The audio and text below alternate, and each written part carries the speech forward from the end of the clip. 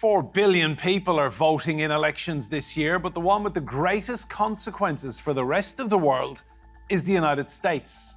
So who's likely to triumph in what could be a rerun of the 2020 race?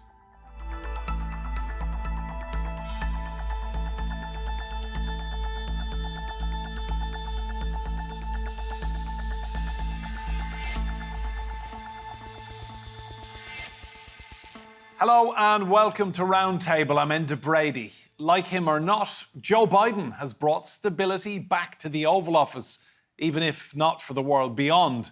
So how would another Donald Trump victory impact the global order? Both men are seniors and relatively tall, but that's about where the similarities end. Donald Trump is all about putting America first, whereas Joe Biden has worked to build bridges with America's allies. A quick look at Trump's record. He withdrew the US from the Paris Climate Accords, Iran nuclear deal, and UN Human Rights Council. He renegotiated the North American Free Trade Agreement and threatened to leave the World Trade Organization, the World Health Organization, and NATO. President Biden rejoined those groups and strengthened relationships, with the exception of Iran. Crooked Joe puts China first, he puts Asia first, Ukraine first, illegal aliens first, environmental lunatics first. And on climate change, which affects everyone on the globe, Trump remains defiant. When I'm back in office, all climate reparation payments will be canceled immediately. We're not paying reparations to other countries. That's a $3 billion commitment. President Biden maintains the election goes beyond politics. Whether democracy is still America's sacred cause is the most urgent question of our time. And it's what the 2024 election is all about. The choice is clear. Donald Trump's campaign is about him, not America, not you. With two wars raging, the planet burning, and the global economy looking sluggish, the world is hoping for an American president willing to take on these challenges. Well, let's meet our guests. In New York, we find Gesine Weber, a European security and defense analyst and a fellow at the Saltzman Institute for War and Peace at Columbia University. Here with me in the studio is Greg Swenson, chairman of Republicans Overseas UK, and John Scardino, spokesperson for Democrats Overseas UK. You're all very welcome to Roundtable. I want to start, first of all, with something Chris Christie said this week. So he's pulled out of the race. He said anyone who is not willing to say he is not fit to be president of the United States, he's talking about Donald Trump, is not fit themselves to become president of the United States. Greg, that's quite a take. Yeah, it's hard to argue with that. And I think there's merit to that argument, and there was merit to that argument in 2016. But he ended up governing much more conservatively and much more effectively than many of us expected. So I think there's a lot of this sentiment now that, okay, you said that the last time. And yes, President Trump is undisciplined and unfiltered, to say the least. And so you worry about those moments, and you worry about his fitness and the way he's behaved, especially since, the election of 2020. But we've heard that before, and I think a lot of voters are still supporting him because they see the resentment of him on the left, the attempts, to whether it's the indictments or the mugshot or the raid on Mar-a-Lago, and more recently in Maine and Colorado trying to get him off the ballot. That's created a lot of sentiment for him, and it's actually been working for him. And John, I guess the problem for Democrats is the Trump momentum. Every time there's a headline, he seems to go up in the polls. Well, that may be, but getting back to your previous question was looking at the 4 years that he had in office, the word that comes to mind is chaotic, and you heard that a lot there was a Republican debate last night between the two candidates, Haley and DeSantis, and that word came up a lot in describing Trump's record as president. Very chaotic, very undisciplined, as Greg was saying. And the result of that was no result. There were things that he could have easily have gotten done, things that he could have achieved that the voters wanted him to do that he didn't achieve. And he was called out last night on even his big building the wall, on the southern border to keep immigrants out. Even that was not a success. But that was just one thing. In a more practical sense, there was a big bipartisan agreement at the time on infrastructure. And they basically put it on Trump's plate, ready to go, and he rejected it. And Biden comes along, and in his first year of office, It's the first thing he gets done. Huge $1 trillion plan to rebuild bridges and roads, create jobs. It's the kind of thing that could have been a win for Trump, but he was so chaotic in his administration that he couldn't even get that done. Greg, I notice Trump doesn't seem to do much media at the moment. I think perhaps the legal issues have kind of overtaken the need for PR and news coverage.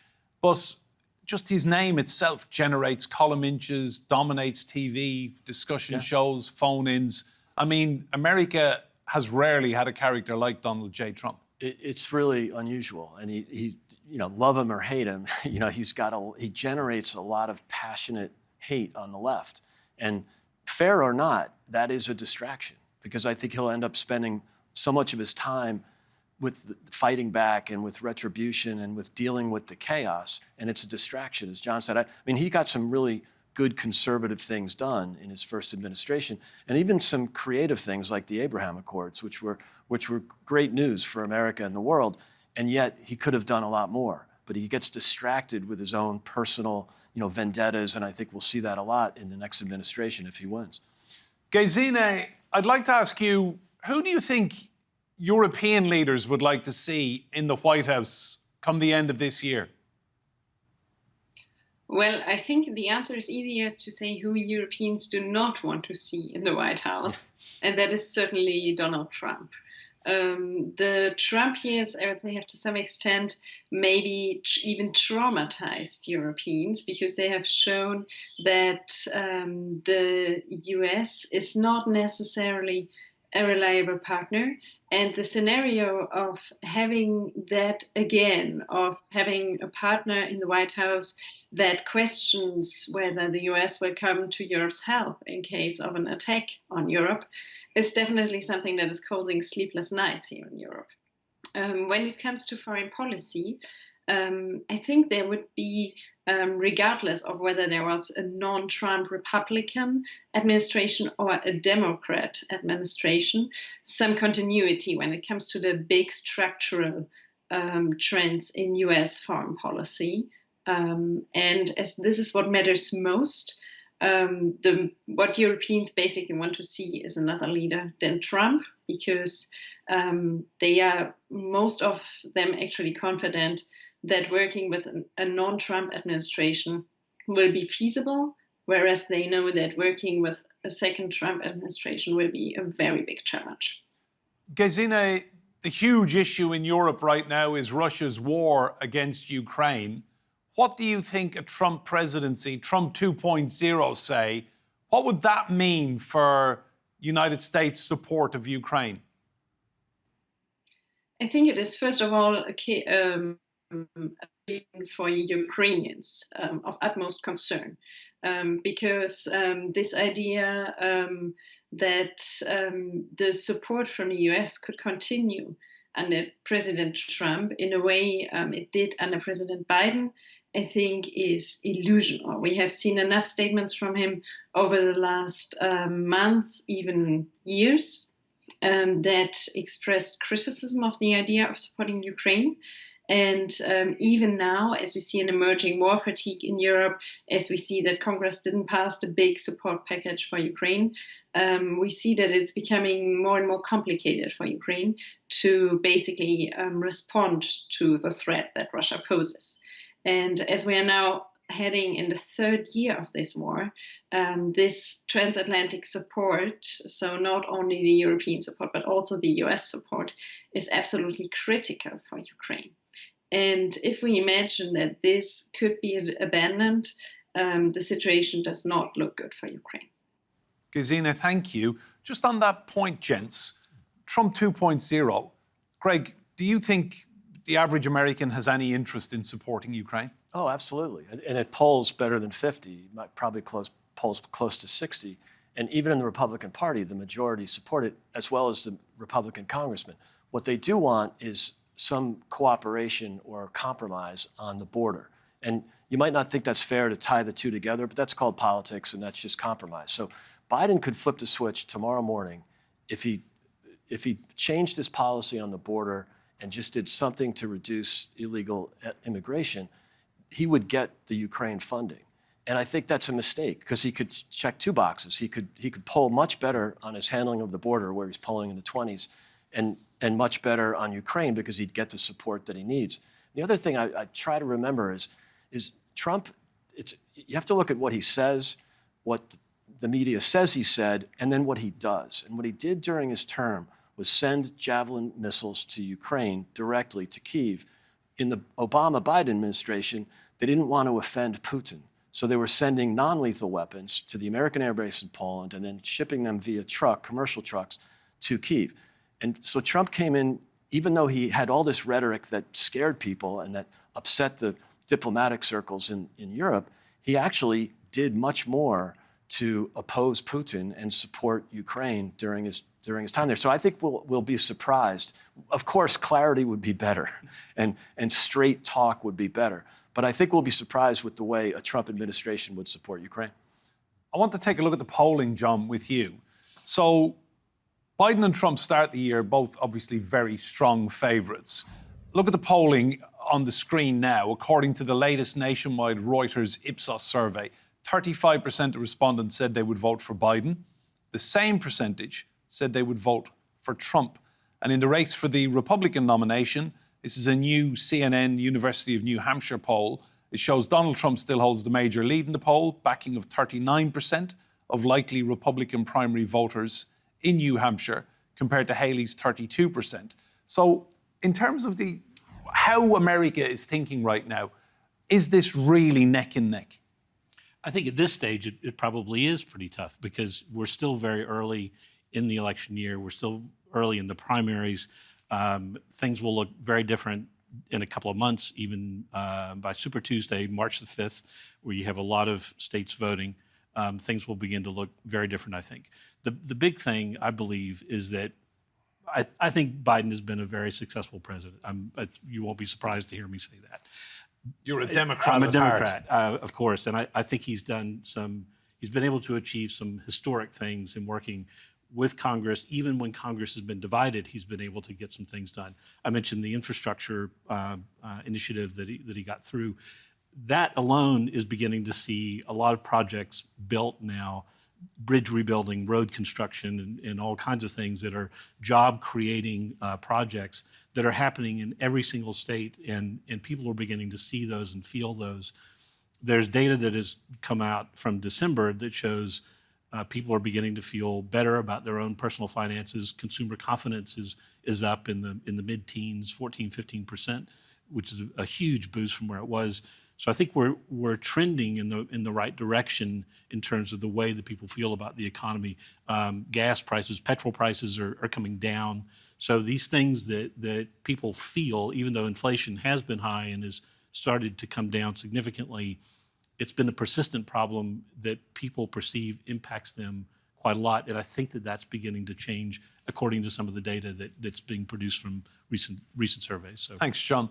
Gesine, when you speak to people around Europe in particular, the one kind of topic that comes up regularly is the age of the two prospective candidates. I mean, Joe Biden is now 81 years of age. Trump is well into his 70s. Do you think that's going to be an issue when America comes to decide? The age of the presidential candidates is quite striking. Joe Biden is older than the French president and the French prime minister together. So let that sink in for a while. But yeah, of course. I mean, that is something that I think is watched in Europe also with some concern.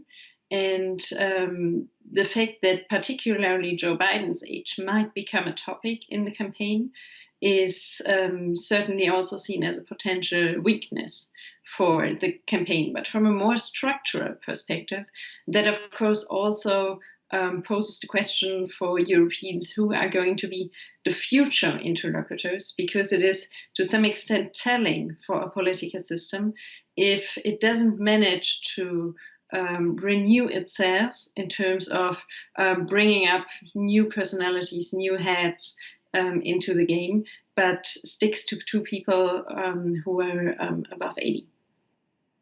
Greg, that's a great point Gesine makes there. So you've got in France, you've got the president and the prime minister put their ages together and they're still younger than President Biden. It's unbelievable. I think John and I can agree. It's time for the new generation. And this happens every 16 or so years. They're there. I mean, Ron DeSantis is in his 40s. Nikki Haley, I think, is right around 50. There are plenty of confident and competent politicians that could take over in both parties.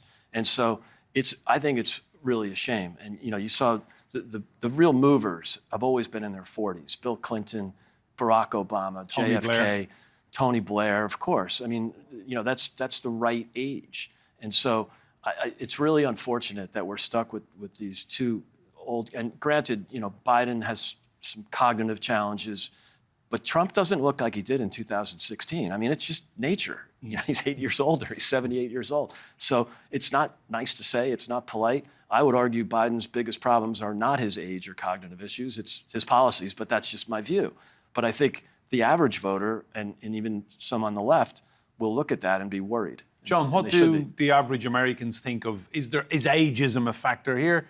Will people be looking at this thinking, why haven't I got better, younger, more robust candidates? I think that the Democrats and the Republicans, I think, have got a strong bench waiting in the wings. I think Pete Buttigieg and even the current Vice President Kamala Harris is they are of an age that I could see them in public service for many, many years. Biden's age is an issue that's a non-issue. I mean, again, we're faced with two candidates that are both essentially the same age. Donald Trump has his own physical risks. We have often said with some levity that Joe Biden and Mick Jagger are roughly the same age. Mick Jagger is still rock and rolling and doing stadium shows, and I suspect Joe Biden will carry on for some time as well. Gesine, just going back to the European issue, I mean, hand on heart, do you think the capitals of Europe, from London to Berlin, Paris, Rome, everyone will be just kind of praying for anyone but Trump? Do you think that is a fair assessment? Well, I hope they are doing more than just praying for anyone but Trump, which most concretely also means that there needs to be some preparation. So, I mean, of course, the better scenario for Europeans is having a president who is not Trump, but this scenario cannot be taken for granted. So it's really time to reflect very concretely on this scenario and what it could mean for Europeans.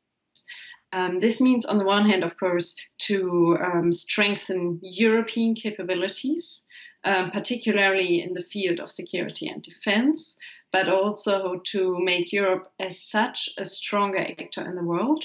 But it also means that there is right now a window of opportunity to work on transatlantic relations and to try to institutionalize certain things, to enhance trade relationships, to see how the partners can come together in different areas, to build to some extent guardrails that would also to some extent survive if there was a president that was less like-minded with Europeans in the White House.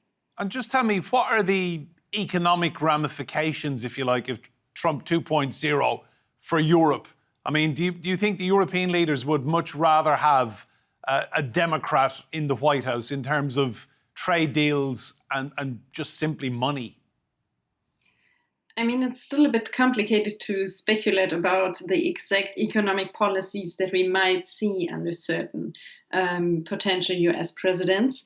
But what is for sure is that we know that the current tariffs on steel and aluminium are basically only suspended. So there is currently the exemption, but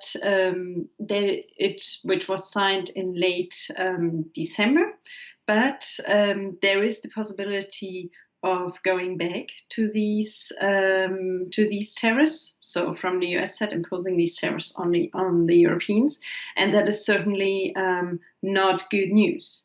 But we have also seen that the economic relations between the US and Europe have not necessarily improved over the last 4 years. I would even argue that policies like the IRA, that make, of course, complete sense from a US domestic perspective, were not necessarily beneficial for Europeans. And we have seen that there was a European answer, for example, also with much more targeted industrial policy, with the Green Deal and all that. So in terms of trade relations, regardless of the person who is going to be the next US president, there is definitely work to be done in transatlantic relations, which most concretely means between the EU and the US, because trade is an EU competence and cannot be managed through the individual member states. John, I want to talk about running mates. Kamala Harris, I've been staggered at how she's almost invisible. What's going on there? She does have a portfolio of issues that she's working on. I know she was here in London not long ago. She delivered a big address on artificial intelligence, so that forum that you saw the Prime Minister hosting, she was part of that. She has been down to the border, one of the big issues that we were talking about earlier. So, you know, the Vice President's profile, I think, has waxed and waned through various administrations. But a lot of people, when she came in, thought a few years' time, he'll step aside and she'll step up. Hasn't happened. I don't know what I'm not privy to the strategy. If there is a strategy regarding her current and future responsibilities, but all I can say is what I've seen of her, having been a member of the Democratic Party, and so she stays. So it's basically Biden and Harris. That's the ticket. That's my understanding. Yeah, absolutely. And Greg, talk us through who might partner up and be a running mate of Donald J. Trump. I think it's very likely to be a woman at this point, and there's a few on the short list. Nikki Haley would be a surprise because they'd have to kiss and make up, and Trump isn't particularly good at that. So there's talk about Carrie Lake, who ran for governor in Arizona in 2022. I think the most likely is Kristi Noem, who's the governor of South Dakota. She's very conservative. She wouldn't necessarily bring the electoral benefit that Nikki Haley would. Nikki Haley would have an appeal to a different part of the Republican Party, maybe call it the more moderate part, the more traditional Republican, and especially with women. But Kristi Noem doesn't necessarily bring that because she's very much a Trump-type politician. She's more conservative than Trump, that's for sure, and has a better conservative record. But I think she's a big fan of Trump. And that's important to President Trump. He likes he likes the commitment. He likes the people that are loyal to him. And I think that will be a factor. So I think it'll be one of those three, but my guess is it'll be Kristi Noem. Have you ever known anything like the situation Trump finds himself in, either of you? No. That legal challenges, court cases, accusations, and he just flies through everything. The poll ratings go up, and we're looking at a situation where he could actually run for president from prison? Yeah, there's a possibility of that. And if you look, going back to 2022, summer of 22, before the midterms, before Ron DeSantis had that great re-election campaign in 22, Trump was up 9 over DeSantis. After the Mar-a-Lago raid, a week later, he was up 39. And then it faded. DeSantis had the great midterm, and then it was all about DeSantis for a few months. They were basically tied in March or April. CNN had DeSantis up 2 points over Trump. Real Clear had them about even. And then Alvin Bragg started with the indictments. There were 3 to follow, and Trump went straight up. And then most of it came from DeSantis. But there is a support for Trump because they see the weaponization of the voters, see the weaponization of the justice system against Trump. So there's this appeal of being the martyr or being the victim, and it's worked. In many ways, I wish it wasn't, and it might backfire on the left if that helps him in the general. But right now, it looks like it's really helping him in the nomination process. And John, from a Democrat perspective, Joe Biden will be looking at this and thinking, I beat this guy once, I'll beat him again. I think he's certainly got a very strong campaign team. He's got very strong advisors around him.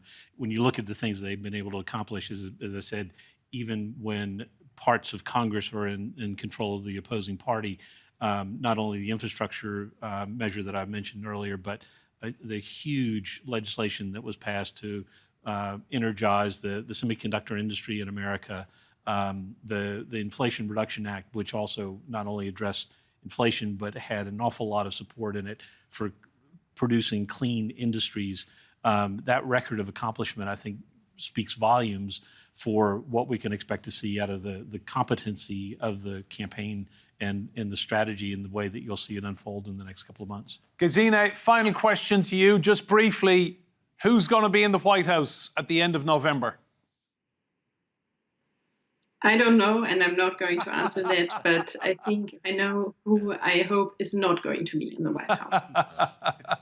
Thank you so much, Gesine. Gentlemen, thanks for your input as well. Superb. Remember, you can see more discussion and debate on our YouTube channel. Search for Roundtable TRT World and hit that subscribe button. But for now, from me, Enda Brady, and all of the team here, goodbye and thank you for watching.